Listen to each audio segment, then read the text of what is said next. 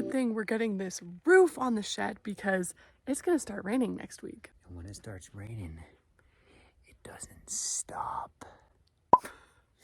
Hi everybody, I'm Emily and this is my husband Dan, and we live off-grid with our 2-year-old in the high desert in Arizona, surrounded by pinyon pines and junipers. Subscribe and follow along as we build our dream homestead.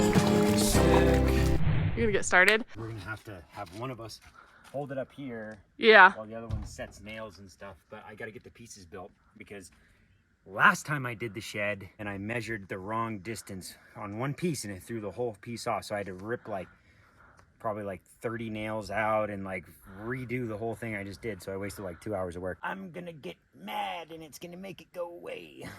But really, if you zoom out, I'm just a little ant, just and then nothing happened.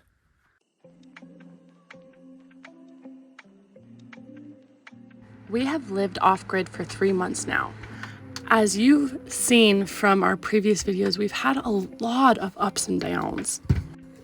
The reason why we share these things is because we want to give an honest, true depiction of what it's like to start off-grid living, especially if you don't have a lot of extra income. Giving up luxury and comfort in some ways can be extremely challenging. I think it takes a specific mindset.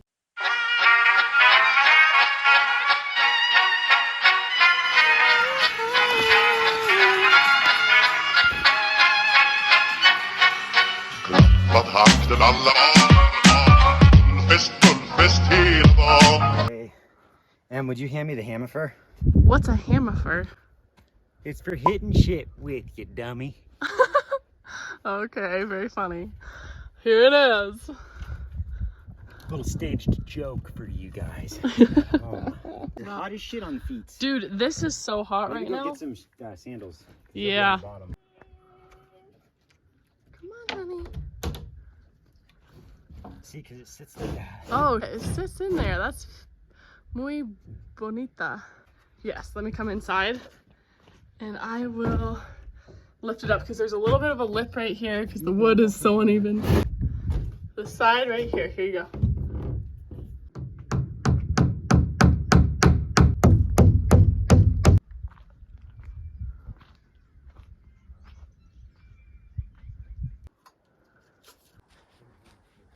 He needs the 2-inch nails. Here we go. And also the hammer. Here you go.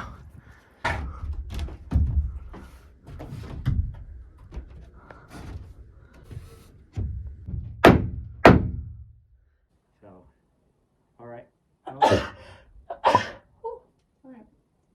I'm ready for you.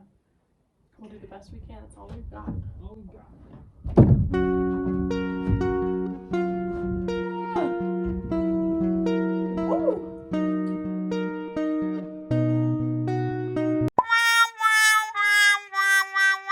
Now we're ready for the ceiling to go on. This is so exciting. That's right. Dude, by the end of this day, and I know I keep saying that a lot, but by today, we're gonna have the shed almost built. Well, maybe not the door and the window, but how does it all feel, Dan?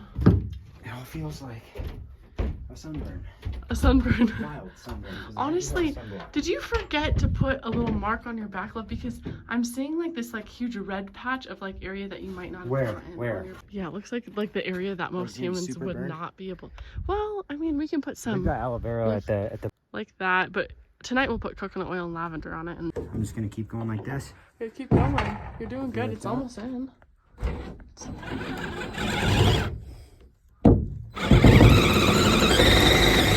Yeah, the nail stripped. Whatever. Did it go in at all? Like, as long as it went in, I don't know if it did.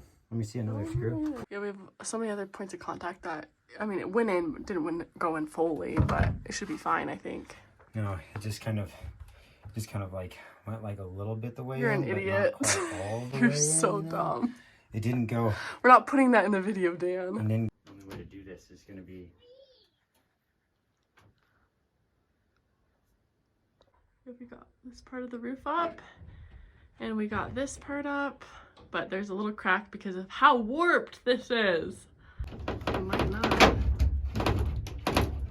As long as it Hopefully. doesn't snap a piece of wood. I know, that's my concern, is hopefully it doesn't snap anything. I'm gonna hold this ladder because we want to prevent any accidents. What's up, Jack? You like it? We got some shade in here for the first time ever, dude.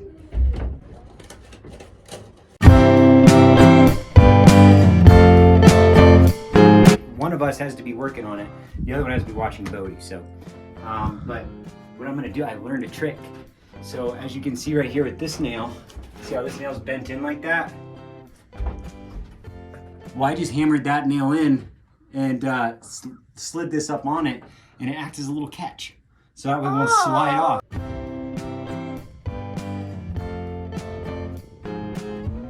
We are almost there, guys, but this is the hardest part.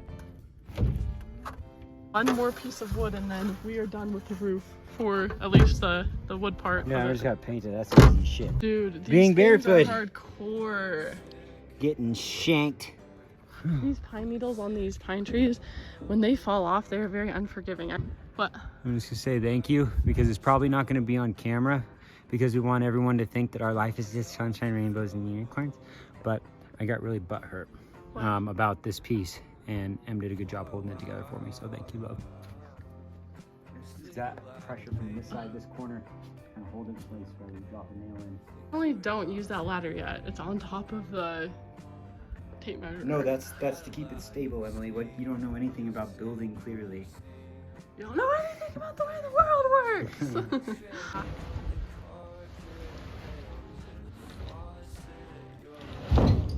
Wow. Is this flush all around? No. No. Yeah, there you go. That's not bad. And then you're also not flush in this corner right here. It's so bad. We decided to make sure this side right here is flush and can get nailed into this beam that way, but we have a huge ass crack right here, which we just figure we're gonna buy some extra plywood and we're just gonna seal it up. Look at that crack, dude. That's what we're dealing with. Like, You gotta do what you gotta do, man. you gotta do what you gotta do with this thing. And it's more important, I think, for it to be structurally sound than to have it flush at that point, because we can just stick another strip of plywood up there to repair it, and then duck it, or to repair that, and then just caulk it. I can't believe we freaking did it, because like when we were looking at these pieces and how warped this whole thing was, I didn't even know if we would get a structure that would keep the sun off of us. I'm probably gonna go through though, and just because everything is so warped the way it is, and we've got spacing like this, you know what I'm saying? We got spacing like this and stuff. You know, that's not seated. We'll look up here real quick. There's a gap in this too, so this isn't really seated. The fact is you can have something that doesn't structurally sound like that, and like this, I can correct this by taking two pieces of wood and setting them right side by side on this, and then just screw them in, and then screw them in with like a 3-inch screw or something like that, and just we can make it structurally sound. And the dimensions they gave us on the dimensions that they gave us for how to space apart the beams for the flooring were off, and so this right here doesn't actually line up to something, and so what we're gonna have to do, as you can see, it's just not structural. so what we're gonna have to do is we're gonna have to lay some pieces of plywood that run the long ways, and then that way it catches up. It's just gonna be a little extra work to get it so it's square. I'm proud of us too. And like, look at this is cracked all the way down. Oh jeez, look at that crack. That's no bueno.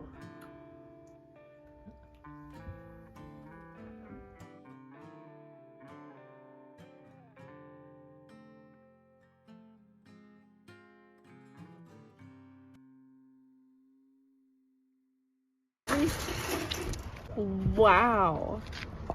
Nice, you got some good wood. So you got like, You got a paintbrush and some primer. Did you get any paint that like kind of coats it? No?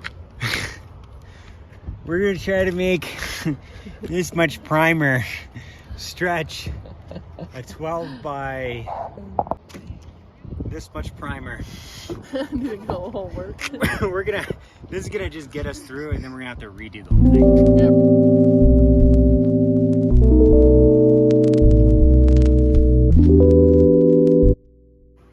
Are you hiding the shed with your little crayon, you cutie. You're so funny, honey. We've got red, and we've even got a little bit of green right here. So beautiful. Thank you for leaving your artistic touch. Wow. We've even got some green over here too. You don't want me over here? Are you pushing me out? You're pushing me away? Is that your spot? Yeah. Okay, I'll leave you.